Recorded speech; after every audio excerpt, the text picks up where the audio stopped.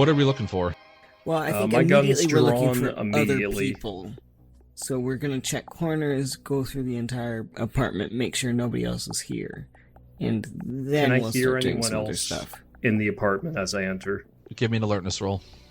Oh no, that passes. I got a 60 under 72. You come in with your Colt 1911 in hand, and you strain to listen. You don't hear anybody trying to close. You don't hear like anybody trying to get into a closet or go into a bathroom or closing a door or anything. You don't hear anything. Sounds like it's clear. Yeah, so we'll just do a quick sweep, room by room, just to double check, and then we will start going through his place for anything having to do with this case, any sign of like accomplices, any if he has like a phone book, some people write down phone numbers and addresses and stuff, that whatever personal shit we can find. Yeah, so you move through the apartment quick, fast. Haney, it's like a reflex almost, despite your age. You come in with your own pistol drawn. You guys move from room to room. Same kind of style that you did when you were in Spencer Dixon's home. Practice movements. You guys have done this shit before. Nobody else is in the apartment. He seemed to be living alone, but both of you give me search rolls, please. 27 under 70. 80. Why am I failing every roll? 81 over 40. Don't worry, as long as I'm passing them, it won't matter too much. Well, hey, more things to check, though. Eddie, under Edward Nichols' bed, you find a small baggie of methamphetamine. Are you going to draw Haney's attention to it in character? Yo. Yeah, what'd you find? No, it's not exactly what we were looking for, but I just shake the bag in front of him. Yeah, Haney, you can tell this is crystal meth. Is it a dime bag, or is it like a fucking sandwich bag? It is a dime bag. Okay. Just for personal use. This guy ain't a dealer. Yeah. No, I figure with an apartment Or like if this, he he's is not. part of a dealing business, he wouldn't be keeping any evidence of that here. If it was a dealing operation, there'd be someone else here. Right. Well, are we finding anything like... Do I find his crack pipe? You do. It's a little bit further underneath the bed. Like, it looks like it had fallen between the cracks between the wall and the bed. But yeah, it's there. Are we finding anything like personal, like, again, phone books or reminders, notes, whatever? No, not from what you can see. Okay, well, this is gonna make him nervous, at least. If we've come in his home, but if we've taken the drugs, then he might think that was all we were looking for. I know that guy's got a piece on him, but you want to wait for him? Sting him when he comes here? I mean, we could. Sure, why not? The concern is if he comes here with some buddies, but I figure He was he's alone not. when he left. Probably be alone when he comes back. Hopefully. Alright, let's do it. What are we doing? I'm sorry? We're gonna sting him. You're going to wait for him to come back? Yeah. Oh, boy. All right. So, how long do you plan to wait? Until he comes back. So, 2 hours goes by. It's 2 p.m. at this point. He has not come back yet. Do you want to keep waiting? My vote's for yes. Is there a phone in this apartment? There is. Cool. Can we use it? Yeah. You also calculate that around this time that Reed and Scott would have likely gone back to Massachusetts at this point. Yeah. I'm gonna call the hotel. And Eddie's gonna be keeping lookout this whole time. Are you looking out the window or are you just hanging out? Periodically glancing out the window. Yeah. The vehicle, the Brown Honda Accord, hasn't returned yet. Scott and Reed, would it be safe to say you guys returned to the Hampton Inn? Yeah. Because it's... Okay. Yeah. Okay, so we're going to say that you guys returned to the Hampton Inn around 1 p.m. And would you guys have brought in the big containers or left them in your vehicle, Reed? Left them in the vehicle, absolutely. What are we gonna do with them in the rooms? Yeah, no, that's fair. Okay, so do you guys just hang out for an hour or hang out for a bit, waiting to hear back from them? I mean, if they're not there, probably like the moment we walk in, Reed just looks around, doesn't see anyone, and just goes, oh, they're probably following another lead. You want to wait on them? Unless you know Haney's pager number. Only thing we can do. No sense in kicking around town just looking for him. Yeah, right. Do I know his pager number? No, you don't. I don't think that was shared. Yeah, he might have heard it in the police station, but I doubt he was paying attention. Yeah, that sounds right to me. Can you roll luck? Yeah, roll I'm luck. just gonna roll luck, yeah. Yep, no, absolutely not. 82 over 50. Yeah, you think you remember half of his pager number, but then you don't after that point. So let's just say that you guys are in the hotel room. You grab some lunch, we'll say, just because, you're waiting for them. You're waiting for something. And around 2 p.m., the phone rings in the hotel room. Who answers? Scott will. Scott, you pick up the phone, and on the other voice is the familiar twang of Harley Haney. Harley. Hey, so, we're in Range, New Hampshire, And I rattle off the address. we got a lead that one of the kidnappers is Edward Nichols. We are currently in his apartment. He is not here. We have broken in. We are going to be doing his thing. If you two would like to come up here and provide support, that would probably be helpful. Oh, well, that's a change. Yeah, I think we can be there. Alright. It's about an hour and a half from where you are. I'm calling from his phone. All right. Well, just remember to wipe your prints off everything. Yeah, I'm wearing gloves, don't worry. Can we say that Eddie's wearing gloves? Yeah, I'm just going to presume that you guys all know what you're doing, so. All right. Yeah. Hang up the phone, Scott. Yeah, hang up the phone, look to read. All right, we need to saddle up again. Heading down to New Hampshire. Okay, yeah, let's go. Okay. All right. You guys get your affairs in order in the hotel room. You load back up in Reed's AMC Eagle. Scott, you pull out a map of New Hampshire that you had acquired from down in the hotel lobby along with the Vermont map. And Rindge is this tiny little town just north of the Massachusetts border in the southern part of the state.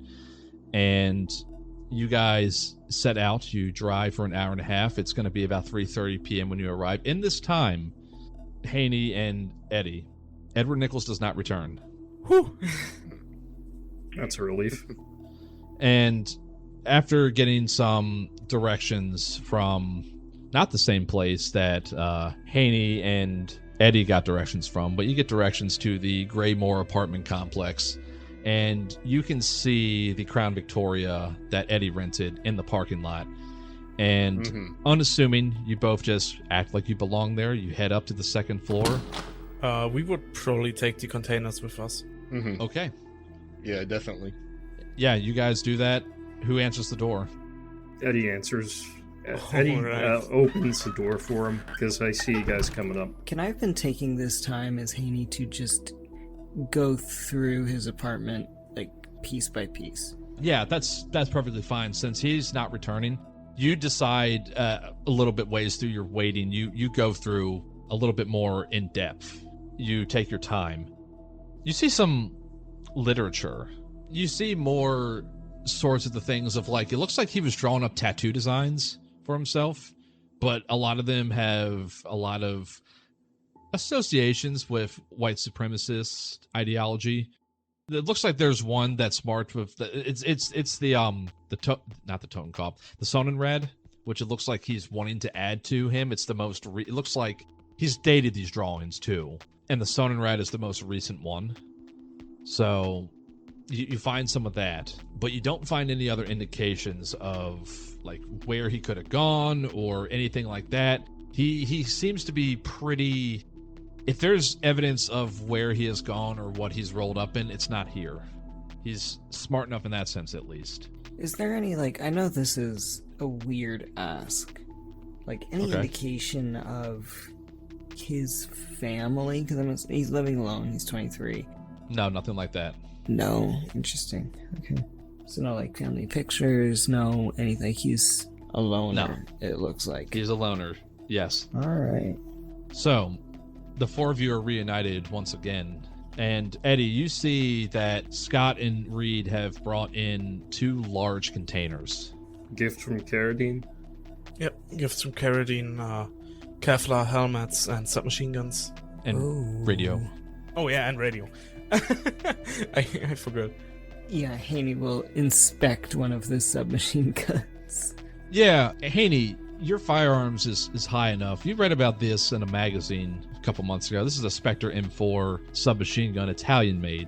Has a suppressor on the end of it. Has a folding stock for easy concealability and aiming. decent gun from what you can tell. You check it, you inspect it. Eddie, you do the same. Italian stallion, baby. That's what I'm talking about. Yeah, these will do quite nicely. And the serial numbers are scratched off, and the suppressors. You notice that too. These will be A great. side note too, being in 45 with the suppressor on, they're gonna be real quiet because 45 is a subsonic round on its own. Ooh. Indeed. Yeah, and you see, and Eddie, you are intimately familiar with the Kevlar vest and helmet. It's U.S. Army issue, which it makes you wonder where the hell CARRADINE could have gotten it from and who the hell his contact is to be able to essentially lift such armor in pristine condition. Like, how deep does the rabbit hole go? Not too surprised, but, this is some pretty nice stuff. It is. Very much so. They found me, after all. They found you. Now, my question is, I feel like, would you guys you wouldn't be putting on the armor now? Nah, that's too No. Noticeable. suspicious. Okay. So, Eddie, are you going to We could put it maintain on your- under our coat. I might put right? a Kevlar It's kinda vest bulky. on. Okay. I mean, we're wearing. It's winter. Obviously, I that's don't think true. we're wearing coats inside right now, but he'll take his shirt off, put one on, rebutton his shirt over it. Might as well. Yeah. Okay, yeah, sure, let's do that. It's not like it's reinforced Kevlar. It's just regular Yeah. Kevlar. So Yeah. it would. I even in this period of time, I think Kevlar would still be pretty rudimentary. Like, it's not like a full-on developed thing until like the 90s, if my memory serves me correctly. So that's a thing. But Eddie, would you be keeping your vigil outside the window? Yeah, I am. Okay. No, I just wanted to... Okay, anyways, Reed with a look at the door goes, if we want to catch him when he gets back, we probably shouldn't wait in here. The moment he sees that the door's broken, he knows. How about we wait in the car, wait until his car pulls up, and the moment his car pulls up, we go after him. Alright, I mean, this is a public apartment building. Yeah, we wait until he walks up the stairs and then we enter. That way he doesn't have any way to leave. There's not much in this apartment anyway. Why don't two of us wait in the stairwell and two on the outside? We can even leave one of us inside. Reed, this is very similar to operations you've conducted overseas. You think back to earlier in December when you and Norman Hoff were approaching from one end of the street to the other. You think, just based off of your experience doing these kind of illegal things, it would make sense to have one of you be outside, one of you be in the apartment, one be in the stairwell itself, or two of you outside, however you want to do it. But dividing you guys up and being able to... Yeah, to hit from multiple corners. Yes, that would probably be the wisest thing. So however you guys want to do that. Does the building have a fire escape that goes up to like one of his windows? No. Okay, that's even better actually. Okay, maybe we don't even wait outside with all of us. Someone stays in, someone stays in the stairwell, just getting him from every angle so that he has no chance of escaping. Alright. Who wants to go where? Let's have two on the outside so we can't run away. Two out, two in? Yeah, I'll take outside. Alright. No, likewise. Those radios, we should all take them now. Yep. And Yeah. you know what? Reed hands them out and just explains how they work. Basically, like you put this in, this goes to there, the cable goes under there, and stuff like that. This time, that's not the thing that I gave Scott when we went into the apartment. This goes both ways. So if we talk into this here and he shows the little knob, that's a microphone. You just talk normally, it should pick up everything. You don't need to scream into it. And he just looks at Eddie. What? Think I ever Nothing. used one of those fucking things before? Well, now you know. That's what I'm telling you. Okay, so just to get a point of order of things, Scott's going to be outside. I didn't catch who else was going to be where. Scott and Reed are gonna be outside. Okay. Eddie, where do you want to be? Inside the apartment or in the stairwell? I'll wait in the stairwell. You want to take the apartment? So there's an interior stairwell inside the building. So if somebody wanted to post up inside of there, that would be an option. Yeah, no, I was thinking outside is just anything that's not the apartment. Okay, so we are doing 3 people outside of the apartment and 1 person in the apartment. Yes, Okay. I was more thinking like I was kind of sectioning them off differently. Like literally outside in the parking lot is Scott and Reed. inside the stairwell would be Eddie, and then inside the apartment itself would be Haney. Does that make sense? Yes, okay. Yes. Unless you Okay. want to take the stairwell and No, I just I'll do keep the lookout apartment, since I've been it's doing fine. it. I'll, Okay. I'll be okay. Okay. All right. So, are the containers staying in his apartment, or are they going back into Reed's car? They're going back into the car. Okay. You just wanted to bring him up and show. Got it. Yeah, Okay. we gotta get the fuck out of here after we do this. Yes. That's fine. I'll keep a suppressed specter M4 on me. Yes, Got it. Excellent. Okay. I think we're So- all kitted with the specters, just to be just to be sure. I forgot to mention that they do have shoulder straps, so they can, sling over your shoulder and. Are these silencers only rated for these guns? Okay, so the whole thing is, we establish that they are detachable, so, these specters have threaded barrels.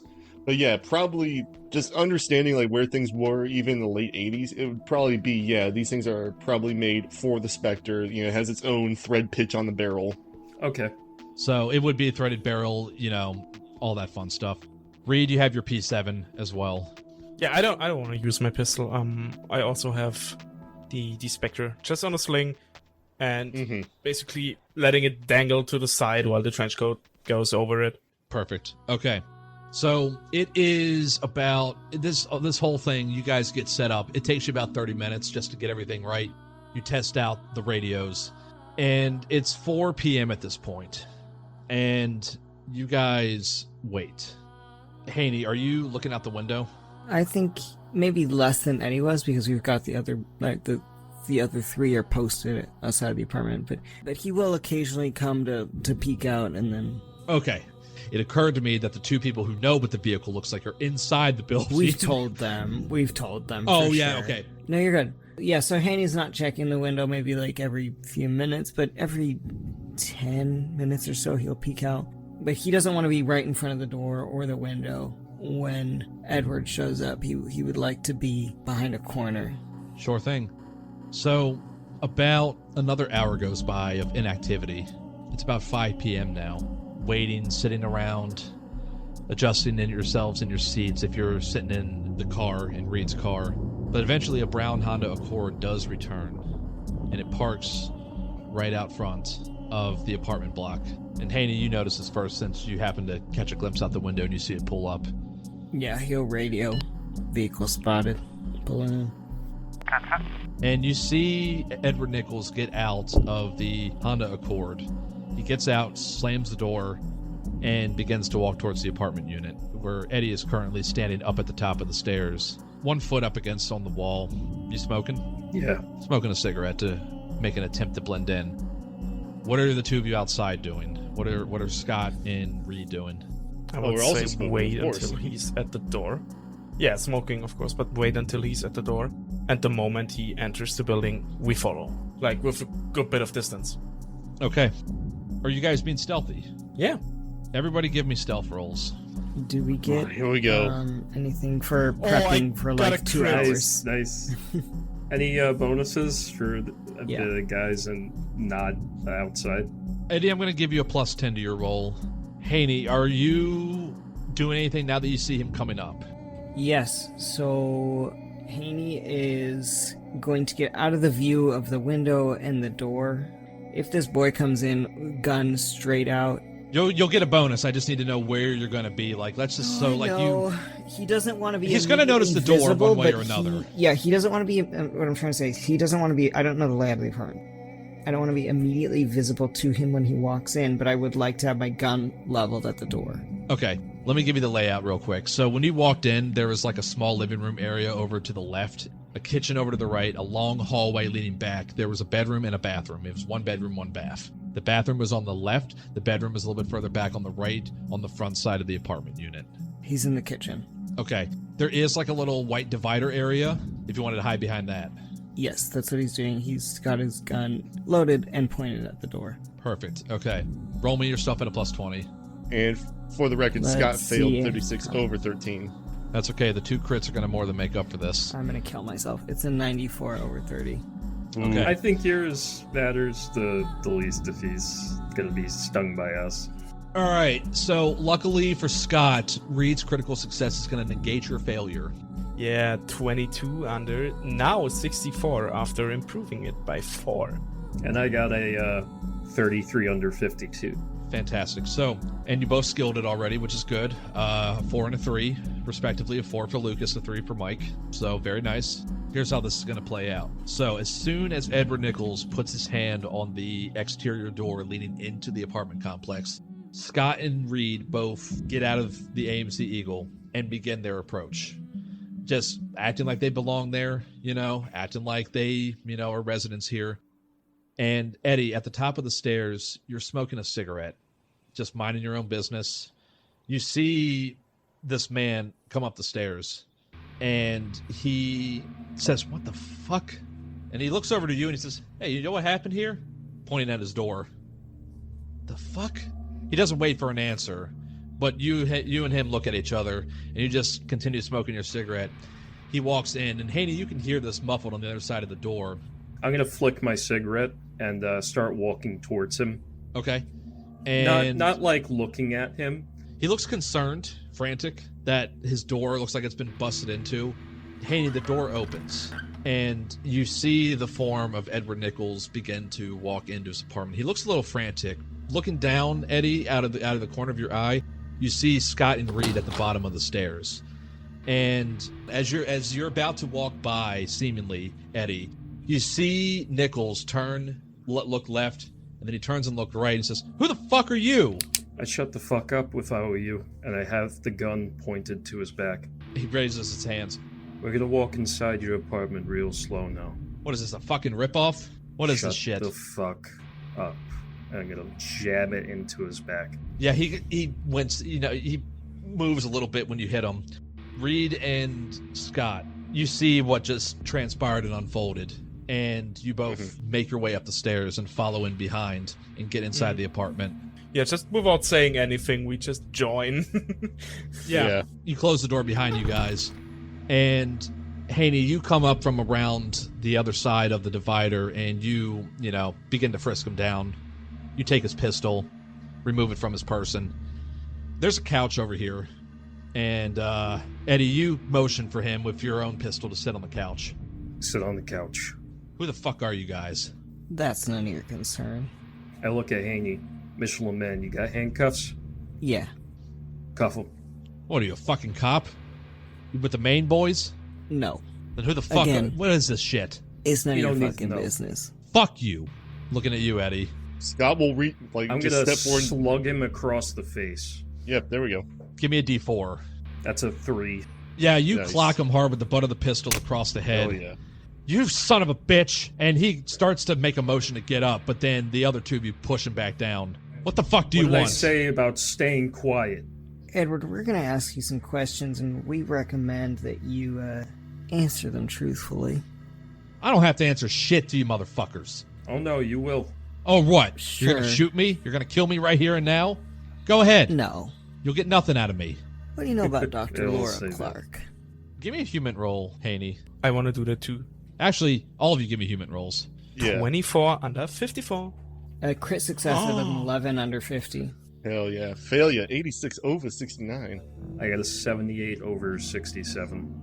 Reed, you sense a moment of hesitation from him, but Haney in particular, you see like the corner of his mouth twitch just a little bit, and then he says, "Who?"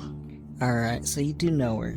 Alright. Well, we know I didn't that say you that. were I don't know who the involved- fuck you're talking Shut the about. fuck up, Edward. We know that you were involved with her kidnapping, right? So we don't have to go over all the details for that. We're just aware. He swallows a lump in his throat, but he doesn't say anything. Yeah, and you're a pretty young kid, right? What, 22, 23? There's this look of defiant hatred on his face, but he doesn't say anything. Yeah. And you're all alone, no family. Doesn't look like you got any real close friends. Huh. No girlfriend, clearly. Do a few drugs in your spare time, found your stuff under the bed. Doesn't look like you got enough money to pull the real good stuff, but it's alright. Gets you by. I don't know. Seems like you're wasting your time. Yap, yap, yap. You're gonna keep fucking talking. We can talk. You can talk all day. I ain't gonna say shit. I'm gonna slug him across the face again. Give me another D4. That's a 2. You don't use the butt of the pistol this time. You just, like, backhand him. You motherfucker, and he gets up again, trying to grab at you. And he gets pushed back down again. I am gonna kick him in the chest, back into the couch. He does go back, and it's not a hard kick, but you lightly, like, plant your boot in the middle of his chest, and he sits back down. The fact you aren't screaming yet makes me think you want to live. Fuck you! Reed puts like a hand on Eddie's chest and says, "Easy there, boy. We want him alive for now. You can let out all your rage after he's failed to provide answers." And then just friendly smiles at the... Now, we know you weren't the mastermind behind this, Edward. Clearly. We don't even think you were the mastermind in the kidnapping scene as, well, we found you. We'd just like to know some avenues of intrigue. We'd love to know who you were with, because it wasn't just you. We'd love to know where she is. I figure you won't tell us that, but let's start with who you were with, huh? Give me a persuade roll. It's a success in 19 under 50. Yeah, he has still this look of hatred on his face, and his face is all bruised up now from the hits that Eddie has been landing upon him, and he says, "Are you with the main boys?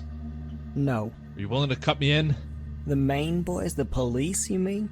I never said anything about police. What do you want? Guarantee. Money. I'll flip. I'll come work for you guys. I'll run away. I just... Give me something. Haney is gonna look at Reed. Say, Bradford, do you think we can cut him a deal? Well, that very much depends on how much he speaks. All right. Look, Leo got a call from some guy in the national scene, all right? Some fucking heavy with guns, money, offered Leo a fat payday for, I don't know, abducting this degenerate commie dyke and keeping her imprisoned, right? Like, one of their people would come and get her, and what's today? Fuck. He's like rubbing the side of his cheek. What's today? The 12th. Yeah, 14th. Come and get her on the 14th. And... You're gonna pick her back up on the 14th, or what? They're going to get her. The dudes from the national scene. I don't know anything about those people. Leo would probably have an idea. I don't know shit about them, though. They're keeping her at Leo's place. It's not far from here. All right, give us that address, please. He rattles off the address. It's still within Let range. us know how many people are watching her at the moment. He doesn't say anything. We can take out one of his legs. At that point, he looks frantic, looking around between all four of you, and he looks at you, Haney. He says, "But you Hey, seem you're the one with the suppressor." All right. you seem like He's you're the reasonable one." He puts the barrel up to this guy's knee, his left knee. Like says, with the Spectre M4. Yeah. Mm-hmm. When he sees the submachine gun come out, like, you pull it around, like, the sling was, like, kind of, like, around you, but you had the gun behind you, so when you pull it out more fully, his eyes go wide, he goes, "Oh, shit! Oh, okay, all right, all right." So there's me, there's Leo, and there's 6 others. All right. You know all their names? Yes, I do. All right. Rattle them off, please. Joe, Donnie, Drew, there's Leo, there's myself, there's Mikey, there's Lewis, some new guy whose name I can't fucking remember, and James. That's 8 people. And which one of you 8 were involved with kidnapping the doctor? You, obviously. Who else? James and Lewis. James is like Leo's number 2 guy. Okay. Yeah, Leo also had some of these papers that we found in her apartment. And he's like been spending all this time like reading them over and such. I don't know anything about that, but it looked like real weird shit. He's kind of into that stuff, Leo. Like he's all about like he's been going into the like dabbling with weird satanic shit. You know, you're telling us where Leo lives. The rest of these boys, you guys have a compound or you just live in the area? A lot of those guys stay at Leo's place. I mean, I have my own place. I don't. That place is a fucking meth lab. All right. I don't want. You know that those places can blow up. But I saw her there. I was just there earlier. She's there. They're keeping her in like the bathroom of that place. Run us through the layout of that home, please. What guarantees can you give me? Do you want to keep your knee? Yeah, presses the barrel harder into his kneecap. Because I can guarantee your left leg if you keep fucking talking. Fuck, he says. Can I draw you something? Sure. We'll give you a hand. We'll take the cuff off of one hand. Like, as in, but we'll before cuff we him do to the that, wait. couch or something. I don't know. Okay, yeah, but before we do that, first of all, get him up, like get him standing up straight. Pat him down for anything before that, but because we know he has a gun. So Yeah, you already took remove that. all of the weapon. Okay, we already took it. Wonderful. Yeah, then we basically just cuff him to like a table or something and let him Give him draw. a crayon. He says, my drawing stuff is in my room. Alright, I'll go get it for you. Yeah, you take a few moments and you walk back and you open up a drawer, like his clothes drawer, and you pull out, there's some paper and there's no crayons, but there's like colored pencils. And you notice that the other designs that you had seen were with colored pencils.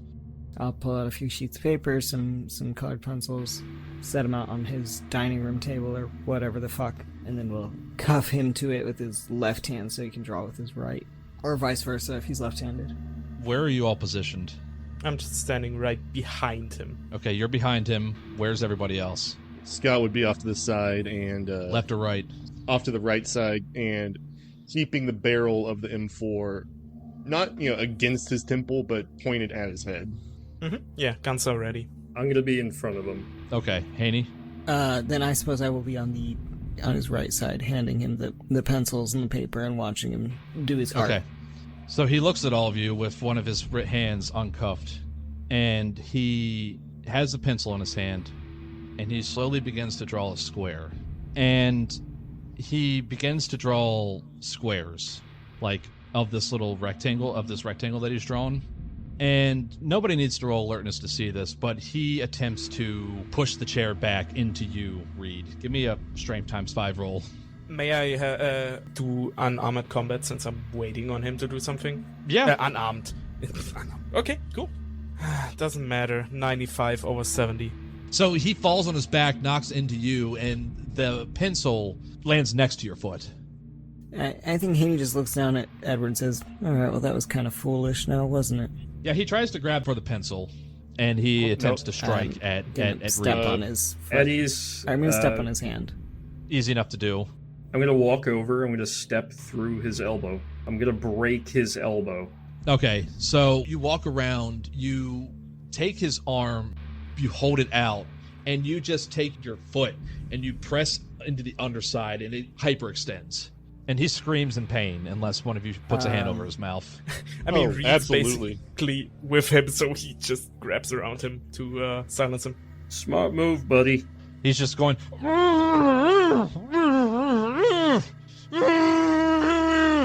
When you stop fucking throwing a fit, we'd love you to draw that map for us. With your That's other 2 hand damage. now. Fuck! Can you do that for us? Fuck you! Not much So of an answer. you said we got him at the table. Scott's gonna go to the kitchen and grab a knife. We've been reasonable with you up to this point. I haven't said or done anything because I'm the unreasonable one.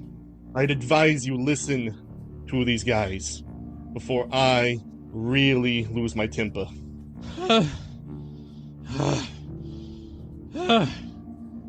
Fine. Whatever. Fuck. Alright, And so like we're with gonna... his right arm like hanging down at his side, he shittily begins to continue drawing. I mean, you can't fault the guy for trying. And he draws you this map. Alright, and you said she's in the bathroom. So, Yes! no. Fuck! And Shower, prison. all 7 of the others are there right now? Nobody else? They were there when I last saw, yes. Okay. Do we have Sounds to roll for inflicting violence to this guy? Oh yeah, everybody roll sanity who's not adapted, please. Reed succeeded with a 36 under 65. This is for Violence. Violence. Yeah. Failure. 93 over 53. Yeah, I got an 80. And failure 70 over 41. If the listeners want to know what my sand's at, 42. Yeah, so with the only success being from Reed, you lose nothing because these guys are worse and less than the Stasi. They're nothing, you know? Like, in terms of how big of a threat this guy would be and his ideology being what it is. The other two of you are going to lose, or are going to lose one. Guess who's adapted to violence? Hell yeah. Harley Haney. Roll me a Harley Haney's d6, adapted to please. violence. Okay, one sec. Let me just Roll take me a that. d6, please, and we're Oh, going to see how boy. much charisma you lose. Yes, sir. One, I'm one, at base one. charisma, by the way. I'm at 10. Our average. You're is getting that 4. divorce. Right. Oh, I'm getting that divorce. Don't even worry about it. 6. Oh, you really are! So Dude I'm has dropping to a 4 charisma. I'm Yeah, dropping to a holy shit. 4. All right. Welcome to the club. Yeah. 20%. How you are charisma. during torturing Holy this shit. guy, that's your new persona. Harley This Haney. is Haney getting to do the cop shit that he didn't get to do when he was a cop because he was a rules follower. He's like, oh, I could have been doing this. Yeah, the whole time. so reduce all your bonds by 6 and reduce your charisma by 6. Fucking. Oh, I forgot it was all my bonds. 1 second. Do I Uh-huh. lose my wife here? Oh, wait, what's she at? I mean, you don't lose her I lose currently. my You will children. You will lose them in a home seat. My children were at 4. I've lost my children. I've lost my former partner, and my wife is at 1. Oh. Holy shit! Harley Haney. Harley Haney, in this moment, you realize you were meant for this kind of work. Yes. Everything else was a lie, an illusion, just a happy facade that you kept up because you needed to follow the rules of society. But this is the shit right here. This is the shit that gets you up in the morning. Just that's why you trained so long and so hard over the last year. You wanted to be proved useful because if there are horrible things out there like Spencer Dixon, and in this particular case, if there are horrible things associated with Edward Nichols, well, they got to be put down, no matter what the cost may be. Nothing else matters at this point. Haney asked that last question of Nichols of, like, you know, the last 8, you know, or the other 7 in there, and he affirmed. Nichols said yes. So Haney nods, smiles, and within half a second raises his gun to Edwards' forehead and just blasts. You flick the selector to single fire, and you just put a bullet right through Edward Nichols' head. The others of you need to roll me sanity for violence, because this is unexpected from Harley Haney. I succeed again. 6 under 65. God, crit succeeds. I got a 1! Scott Yeah. respects Haney now. You know what? He does, actually. He does. Yeah, just killing Nazis. Holy... Wait, where'd the one come from that you rolled, That was Eddie? That was Me. Eddie. Oh, No, that was from violence. holy shit. None of you lose anything. Yeah, Scott is actually going to look at Haney and say, well, shit, glad to see you commit to something. Good shit, man. And I give him 2 pats on the back. Now the problem becomes, what are you going to do Reed- with this guy? Yeah, Reed just Yeah, nods yeah. and then says, Reed just look right. Reinforcing this bad Wait. behavior. Reed just nods and says, probably should have uncuffed him first, so there's no marks. Let's just do that right now. And yeah, Alright. we uncuff the body. Uncuff him, probably scatter the... Maybe take the crack pipe and, like, break it on the floor, scatter some of the meth around. Like, just break the wait, I baggie have a open. good idea for that. Reed just turns to all of you and says, who has a baggie of meth? I got it. Alright. I hold it to the left, you hold it to the right, we both pull. And we just rip it apart, just so that they look as if 2 people fought over it. And we scatter the meth to make it look Like a hit. good. Yeah, like a hit, basically. And Reed also wants to collect the casing. You do. It's easy enough to do. Oh, and he pulls out the pistol that Edwards had. He puts it beside his body, clicks the safety off, puts it beside, so it looks like he tried to fire but couldn't. Or just shoot around. No, they don't need to hear in the apartment. We gotta get out. Yeah, on that note, once you've done your hasty frame job, you all hide your submachine guns, you all begin to file out of the apartment, and you have a new target in mind now. You have a safe house. You're heavily armed. I should call my contact to let him know that if any... First of all, we could call CARRADINE. I was about to Oh, say. please call CARRADINE. I want to call my other contact to let them know if the police calls about a Bradford, he never existed. Because now, like, we contaminated crime scene, basically. Yeah. And you've crossed state lines when you had just been in one state. Yeah, so we're going to say that Reed and Scott get back in the AMC Eagle, and with this new address that, had been rattled off and written down, Haney and Eddie, you guys get back into the Crown Victoria, and you all leave, and you head away from this area.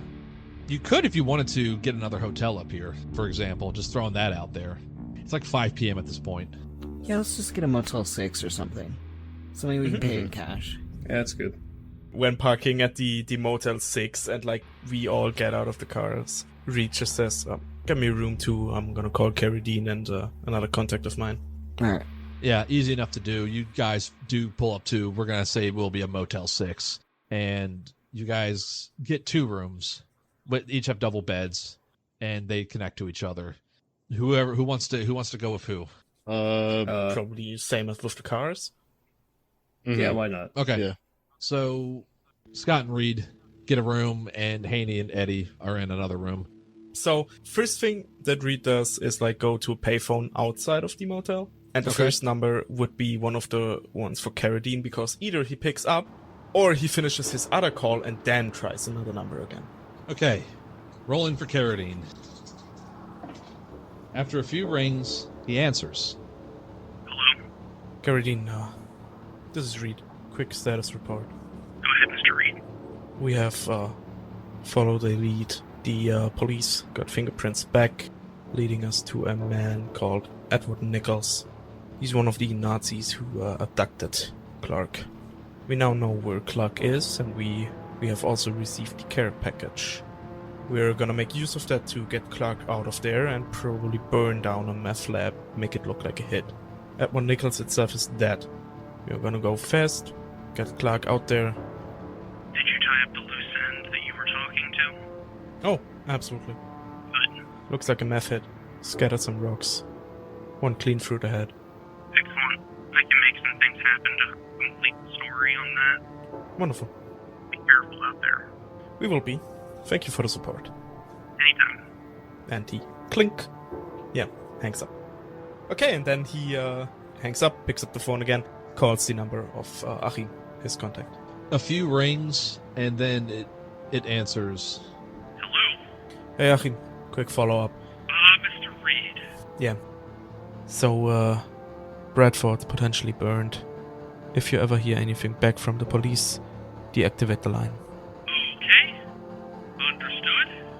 I will probably need another identity after this. We can talk over a few beers. Sounds great. You do know I worked really hard to get you that identity, right? And I worked really hard destroying it. Thank you.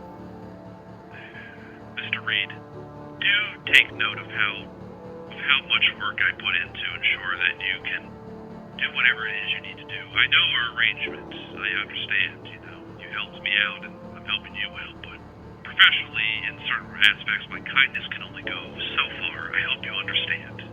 But for the next one, I will make sure you have something new to work with. I appreciate it a lot, and I regret having to destroy this one. I'm sorry. It just I'll tell you over a few beers. Nothing too Come on, much. Mr. Reed. You only tell me the barest of details of what I need to know. I know how this arrangement works. Exactly. I'll let you know when I'm done here, and we can meet up again. I look forward to it, Mr. Reed. Is there anything else Appreciate you need it. to know? No, that's about it. Thanks, Achim. Mr. Reed. And the phone line hangs up. Yep. Okay, so Reed and Scott are in one room, and Haney and Eddie are in the other room, and these rooms are connected together. It's about the cheapest kind of accommodations you all could get. Very cheap, same day. It's 2 double beds in each, basic amenities. No wet bar. but there is, a dresser, a TV, a bathroom, a couch, things like that. And I believe the plan was to what exactly? I think also it was about getting into the evening time. I think it was maybe about like either 6 or 7 p.m. now. Okay. And I imagine that given the time of year, that's the dead of winter. That It's the already sun's- dark. Yeah, okay. And Scott probably isn't like looking out the window. It's kind of been pacing around, still kind of feeling the adrenaline rush of the whole situation at the Graymore apartment. Greenmore apartment.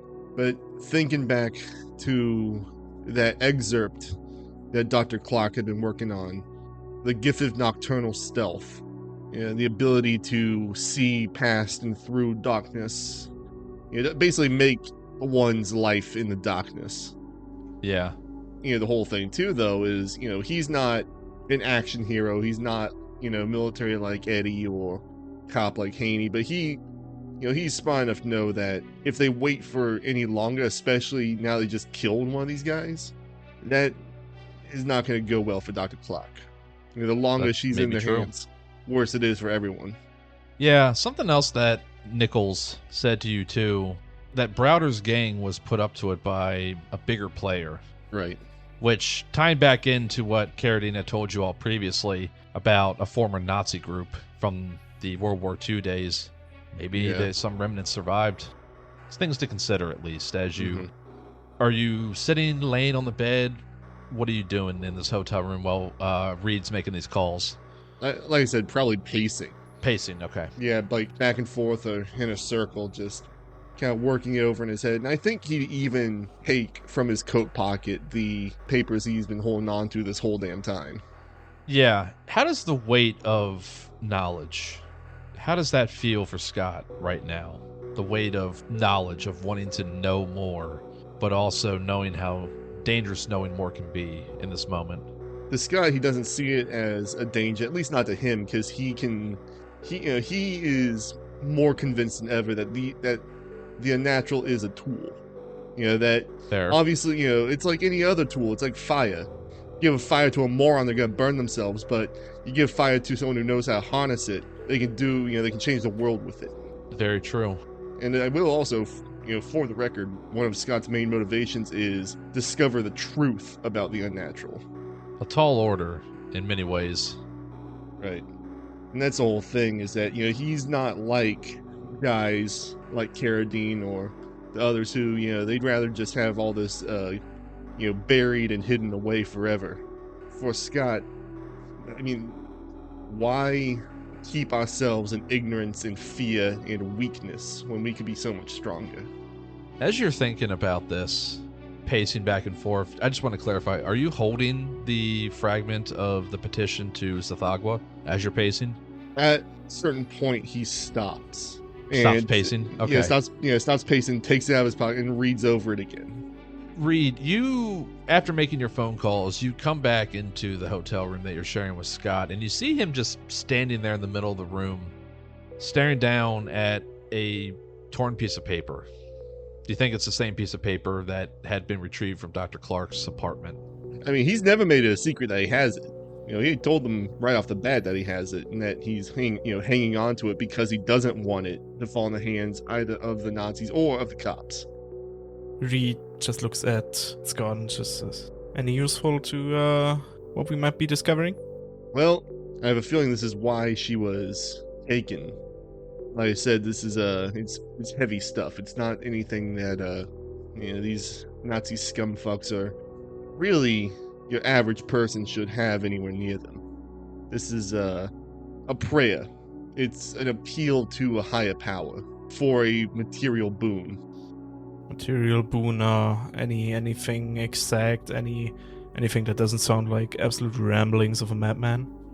What, does this Yeah. unnatural power give them bigger firearms, or I don't fucking know, bigger muscles?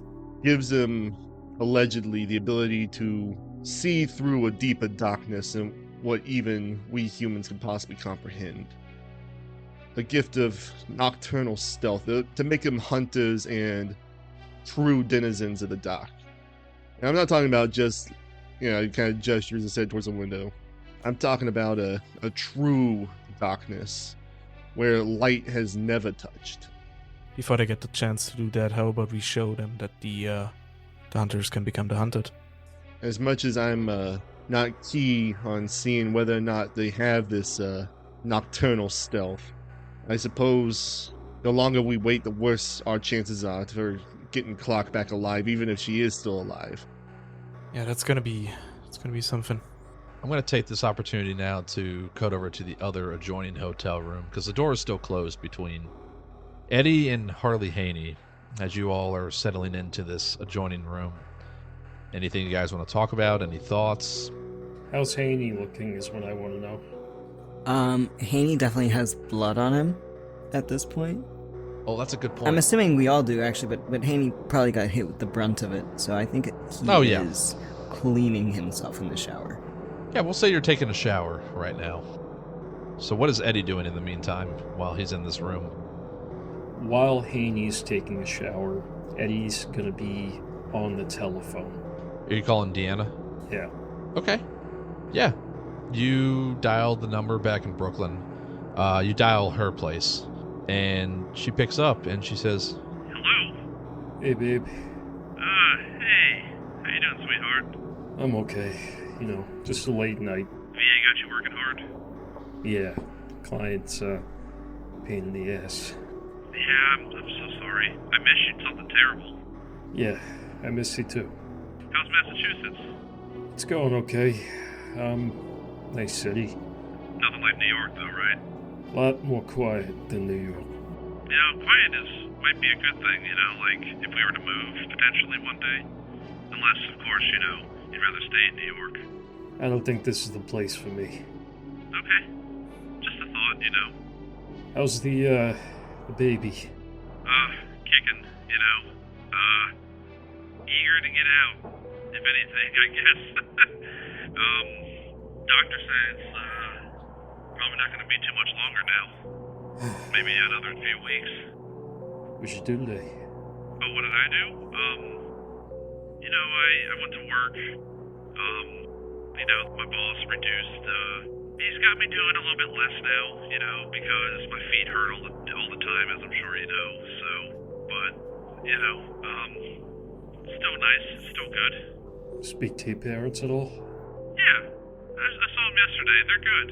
They're, really excited that they get to be grandparents, Yeah, I'm excited too. Look, I'm glad we get to do this together. I'm glad that I get to share this with you. Our life. Look, I might have to be up here another day, but, I just want to make sure that you're okay, and that, yeah, babe, I'm fine. you're being taken care of. Yeah, Cindy is making sure I'm okay. She came over yesterday, too, after I got home from my parents' house, so I'm okay. Listen, I know you're taking these extra jobs to get more money for us and for the baby, and I understand. It's okay. Why don't you go stay with Cindy here? Go stay with your parents for a bit, until I get back. Why do you say that? No, I'm just worried about you, worried about the baby. I want to make sure you're not alone. Yeah, maybe you're right. Maybe because the guy that's like a few doors down from me, he's a bit of a Creep. He's not a creep necessarily, but he is a bit of a weirdo. I don't want to have to call on him, so... No, he's a bit creepy. Yeah, I think I will call my parents and see if I can stay with them for a bit. It's a good idea. I know things have been very difficult for you since you seem to have been better lately, since earlier this year, like I said. It's noticeable, Eddie. You're present, you're there. Whatever you did, you really turned things around, and I recognize that. Thank you. Thank you, dear. I love you. I love you too.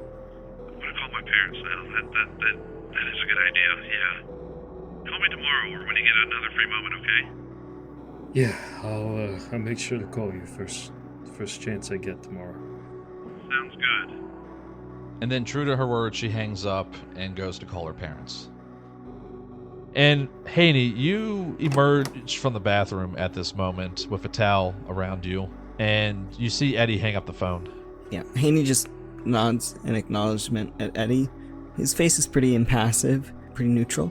He walks over to his duffel bag, I would assume, that he has, and starts pulling out clothes to put on. Taking it okay?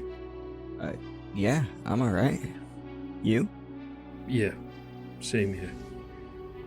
That guy was a piece of shit. He deserved to die. Piece of shit, pretty useless. I mean, we got the information we needed out of him, so that's good. That's at what least. matters. Right. There's gonna be a lot more tonight. I just want to make sure you're prepared for it. Yeah, well, we seem to have enough firepower, so I'm not bothered. Are you? No. I was surprised, it's been a while. Since the war. Since I had to do it to a person, at least. Yeah, I suppose. Eddie, Haney says he's okay, but it's always the eyes that give a person away. They are dead, as he's saying these words. I would say dead, but like a touch of mania as well. Eddie's no psychologist, so he's not gonna know how to help Haney here. But you've seen that look in other men's eyes before when you came back from the war. You're human's high enough to recognize this. Would Eddie working with other veterans know how to help him here? Give me a psychotherapy roll at plus 20%. I got a 10. Under 30. Nice. It's a shame that I didn't tell you to roll normally, otherwise it would have been a crit. So, Haney, the way he took that man's life, even though he was a Nazi, Haney doesn't really strike you as the kind of guy that would do that normally. You know what I mean? Yeah, and Eddie gets that. Police officer, hopefully doesn't have to kill as much as a soldier does. But also, the guy was pretty much almost the same age, you think, as his kids were. You saw his family photos. His kids are like in their early 20s, late teens. Did he look like the son? No. But age thing. Did you call your family, Haney? Right now? No, I was taking a shower, but I called him yesterday. Talked to my wife for a bit. How's your family? They're fine. I know that boy you got looked like the same age as that Nazi. Yeah, Michael? Yeah, he's 18 now. He's off at college. All of them are off at college at this point. That's good. Starting their own lives. They don't need me as much anymore, which it's all right. They're gonna need you eventually, because they're gonna come back from college. Well, my hope is that they get into the workforce, make something of themselves. But they're gonna expect you to be there. I guess. You still gotta be a dad to them. I don't know what you're implying. They're my kids. I'm pretty sure I know how to parent them. But thanks for the advice, I suppose. Something flipped on you like a switch. I can see it. You got the 1,000-yard stare. Sure. Whatever you say, Eddie. Listen, can we just focus on the job that we're here to do? And That's why I'm if you making want to sure. if you want to do therapy, how about you talk to that tall feller, not me? It's at this moment that Eddie and Haney, you hear a telephone ring in the shared room across from you. Reed, the phone is ringing. I give Scottus just a glance, and there's a bit of confusion. But, yeah. Reed picks up the phone, just says, "Evening." There's a voice on the other end that isn't familiar to you. It's a bit gruffer, a bit scratchier. He says, Alright, hi, listen, you don't know me, I don't know you, but we have a mutual friend. I'm listening. And I wave Scott over. Listen, he didn't want to call in and he didn't want to raise any more suspicions than he probably already has done, but, you all basically got about a few hours before FBI New Hampshire and, DEA roll in. He's trying to hold them off as much as he could, bureaucratically, but, I guess they're getting tired of waiting. I don't know what it is you boys are up to. I will just say, just to let you know we're on the same side. I saw you at the cabin. Had orders to follow you. Alright. So I did. This is your warning. Doesn't matter if they're coming. We're gonna hit them relatively soon. Gonna hit them fast, gonna hit them hard, and then it's out. Understood. He just wanted me to relay to you that he's in your corner. Appreciate it. Which, Scott, I don't know how you would necessarily feel hearing that, considering your feelings that you had towards him a year ago when you last spoke with him directly and said some choice words to him. And I mean, I don't imagine Scott can hear any of this either. He's probably just listening to Reed's responses. Reed just waved him over and would probably have, like, tilted Alrighty, yeah, so... the phone enough that Scott can probably hear. Okay, so in that case, he hears this guy saying, and, he's in your corner, and Scott probably snickers a little bit at that, but doesn't actually say anything. Just being a little shit he is. Yeah, this mysterious voice will say, No idea how long it's gonna be. Maybe 3, maybe 4 hours. I don't know what it is you boys are up to, but whatever it is you need to do it fast. He's gotta lay low for a bit. He's gotta be in the places he needs to be to facilitate certain things, if you catch my drift. I do. Do you want your SMGs back after this is done? Like them, Italian stuff. I just want to know if we can dump them or if you want it back. Doesn't matter to me one way or another. They weren't mine to begin with. Wonderful. It helps to know Canadian. Anyways, good luck. he hangs up.